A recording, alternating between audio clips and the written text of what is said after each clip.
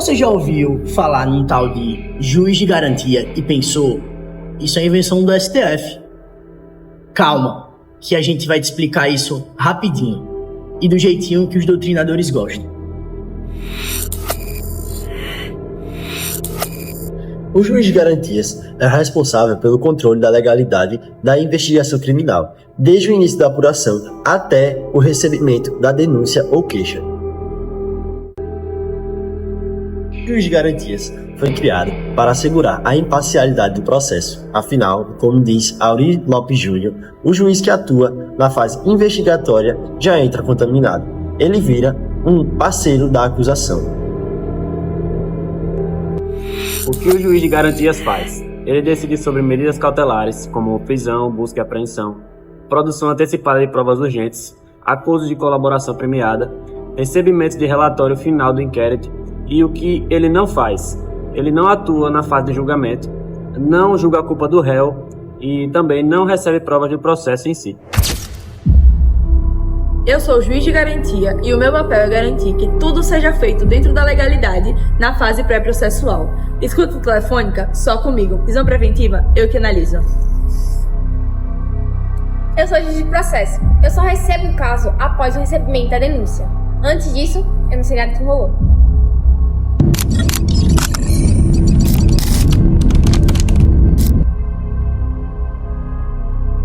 Boa tarde, Brasil! Estamos aqui no Fórum da Comarca, onde hoje foi julgado um dos crimes mais chocantes da história contemporânea do direito brasileiro. O roubo da última paçoca da Copa do Fórum. Sim, você não escutou errado. A paçoca desapareceu, misteriosamente, e causou uma revolta generalizada entre os servidores e magistrados. Vamos agora conversar com os envolvidos nessa polêmica. Corre rápido você, né? Não tem pra quem me esconder, doutor. Olha, bora fazer assim. Alguém se defende lá embaixo.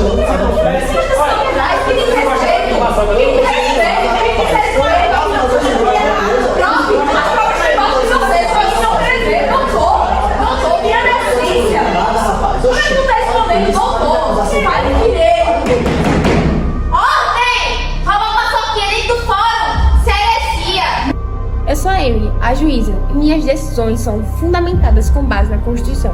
E no bom senso, que foi embora junto com o amendoim. Meritíssima, isso é um crime contra a ordem da paçoca. Sou Letícia, promotora, e hoje vim aqui fazer justiça. Também tentar recuperar um pedacinho da paçoquinha.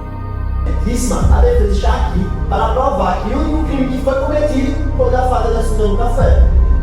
Eu sou Arthur, advogado da ré, e minha cliente é apenas vítima do preconceito contra quem gosta de um docinho. Eu não fiz nada de errado. Eu nem gosto de doce industrializado. Eu prefiro frito. Eu sou a ré, mas eu me sinto a vítima. Eu sou a Bia. Eu não comi essa paçoquinha. Talvez só um pouquinho. Existe tudo o que acontece nessa novela. Inclusive, essa paçoca está sendo julgada como se fosse uma joia do Egito. Sou Alice, escrivã. Se não estiver no papel, não existe. E sim, transcrevi até o barulho do pacote sendo aberto. Isso, excitação, intimação, notificação e até o chocolate amargo comigo. Pelo amor de Deus. Sou Vegete, sou encarregado de levar a justiça até o nível base. E sim, eu corri atrás da ré no estacionamento. É você, né, dona Paçoca? Não é você? Só tô. Vai aparecer depois eu falo. Essa audiência é quase que um filme de ação. Paçoca analisada. Mordida lateral, pressão forte. A análise indica, alguém estava nervosa. Sou Vitória, a perita. A ciência é a minha arma e eu confirmo. O açúcar foi ingerido em estado de emoção forte. Tá, fui eu assumo que eu comi a paçoquinha. Eu tava de TPM. TPM? Isso muda tudo. É um caso de excludente de culpabilidade emocional. Senhoras e senhores, e assim termina mais um caso ali no Bastidor da Justiça, onde até a paçoca vira jurisprudência. Olá, meu nome é Ana. Esse é o meu sinal. Meu papel é garantir que a justiça também fale com as mãos. E nesse tribunal, até as fofocas têm acessibilidade.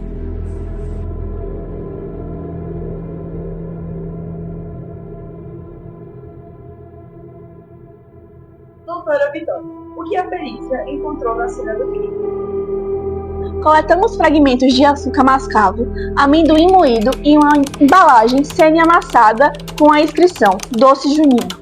Isso confirma que alguém consumiu a paçoca no próprio local. Suspeita-se que ela tenha sido devorada em menos de 10 segundos. Qual é o papel do intérprete no processo penal e por que sua atuação é essencial para o contraditório e a ampla defesa?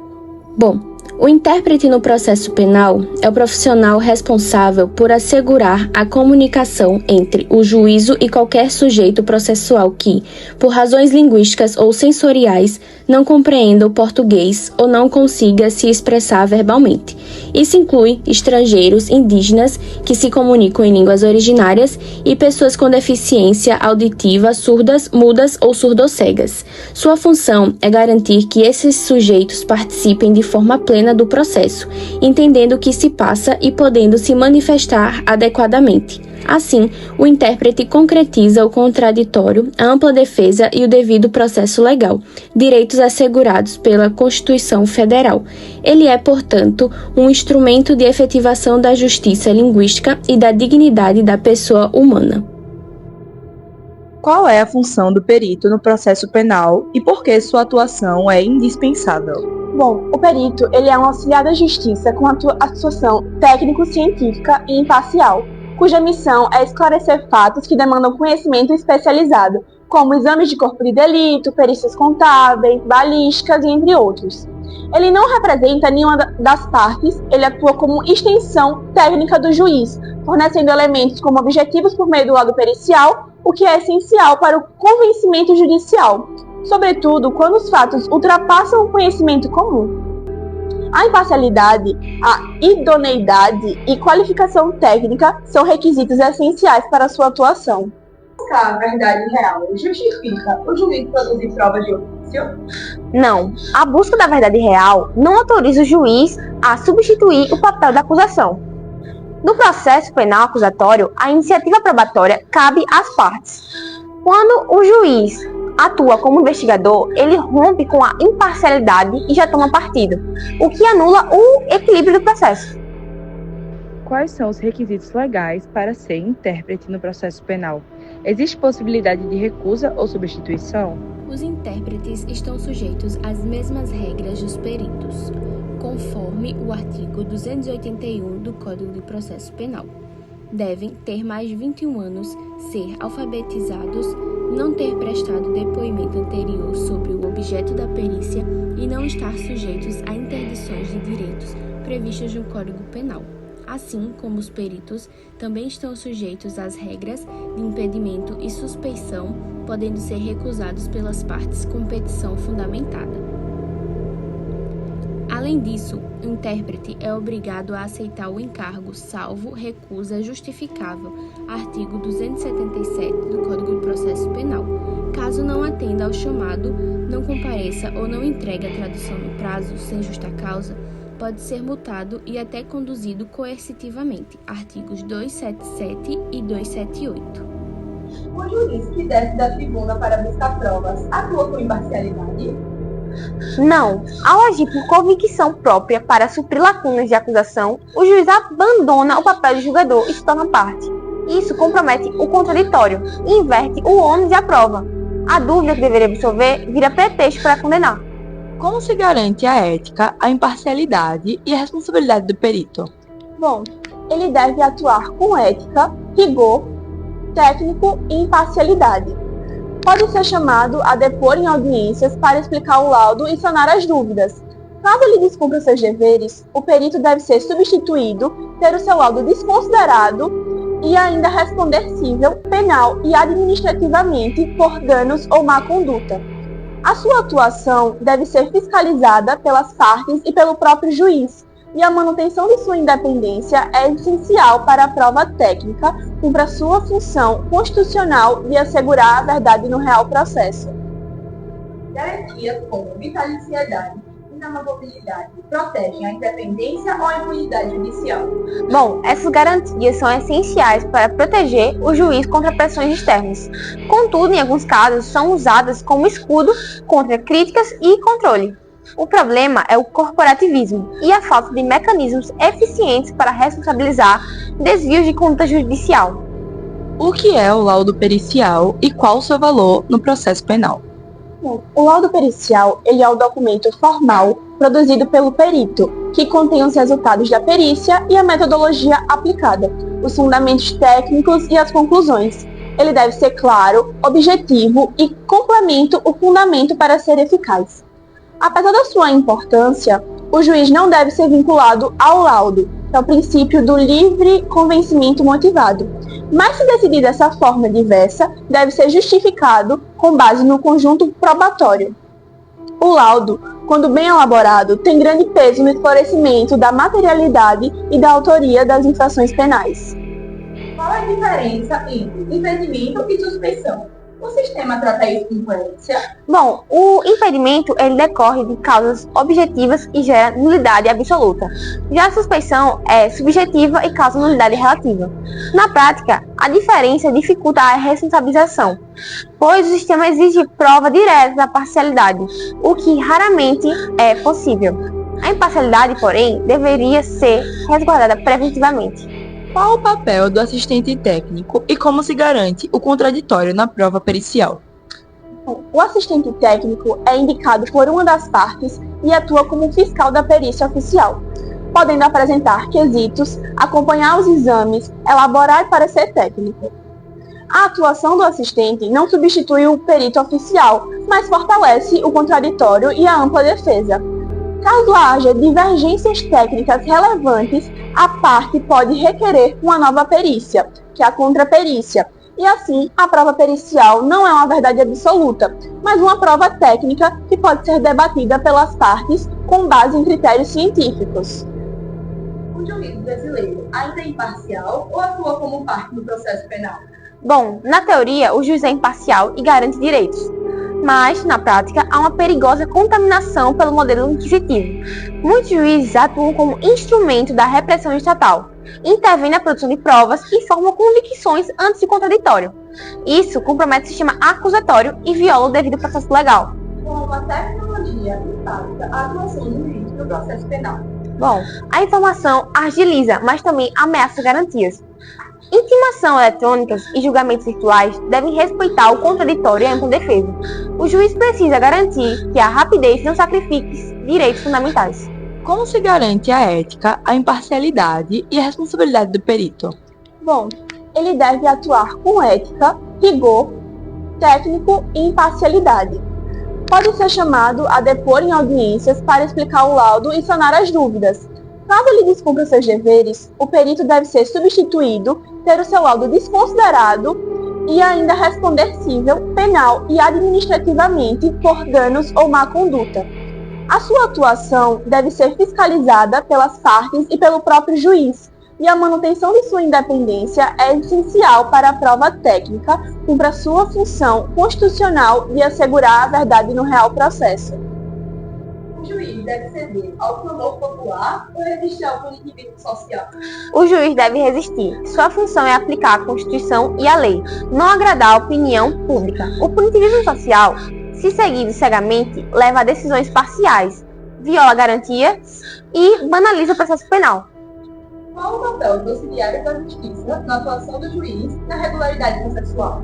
Bom, são essenciais. O escrivão garante o registro correto dos atos e o oficial de justiça é o elo com a realidade. O juiz deve fiscalizar ambos. Erros, omissões ou fraudes cometidos por esses auxiliares comprometem a validade do processo e devem ser punidos com rigor. Boa noite, queridos telespectadores. Estamos hoje aqui para o debate do ano entre Lula, Bolsonaro e Sérgio Moro. Vocês que estavam mais ansiosos, não se preocupem, chegou o dia. Acompanhem agora esse debate tão esperado. Presidente Lula, o senhor pode explicar o papel do promotor no processo penal? Companheira, eu vou responder essa pergunta com clareza. O promotor tem que ser imparcial, acusar com provas e defender a sociedade. Diferente de alguns que usam o cargo para perseguição política. Igual a Bolsonaro, que só quer mandar prender quem não pensa igual. Você tem que pensar abertamente. Tem que pensar abertamente, você. a palavra, Jair Bolsonaro. Ah, meu amigo Lula, o senhor falando de imparcialidade? Seu partido que mandava no Ministério Público, juiz e até na Receita para proteger corrupto. Quem quer mandar prender é o senhor, com seus discursinhos de coitado. Bolsonaro, o que o senhor acha do papel do réu no processo penal? Réu? Ah, isso aí é nome chique pra quem gosta de puxar tapete. Tipo seu amiguinho Lula, que viveu no banco de réus mais que juiz no tribunal. Querem dar mais direitos pro réu, mas esquecem os roubos que o PT fez no Brasil. Ah, Bolsonaro, você tá nervoso porque o senhor não sabe usar o Google, Bolsonaro. O réu tem direito, sim. Inclusive é um processo justo. Coisa que o senhor tenta atropelar com discurso de excludente irresponsabilidade. Pra não ser investigado, companheiro. Isso não existe. Sérgio Moro, o que o senhor acha de um juiz que, mesmo diante do indúbio pro réu, decide produzir provas por conta própria para condenar? Boa noite a todos. Isso mata a estrutura acusatória e a imparcialidade. O juiz decide antes, não aceita dúvida, se frustra, desce e vai atrás da prova para justificar o que já decidiu. Deixa de ser juiz e vira parte. Isso transforma o indúbio pro réu em um indúbio pau no réu. Finalmente eu vou mandar boa noite de novo a todos vocês. E esse negócio do Moro, ele fala e faz igual. Isso é um bandido, rapaz. Isso é um mentiroso. Isso é um mentiroso, rapaz. Aqui nesse Brasil não existe uma alma mais honesta do que eu. Não existe.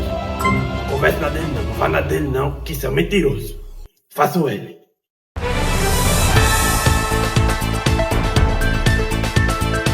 E se você achou que o roubo da paçoca no fórum foi o auge da tensão no Poder Judiciário, se prepare. No próximo episódio do Plantão Justiça Urgente, vamos mergulhar em um caso recheado de amor, traição, silêncios acadêmicos e ciúmes fatais. Trata-se de um crime que abalou os corredores da Universidade Sesmac. Dois renomados professores do direito penal viviam um amor secreto, escondido entre aulas, de processo e orientações de TCC.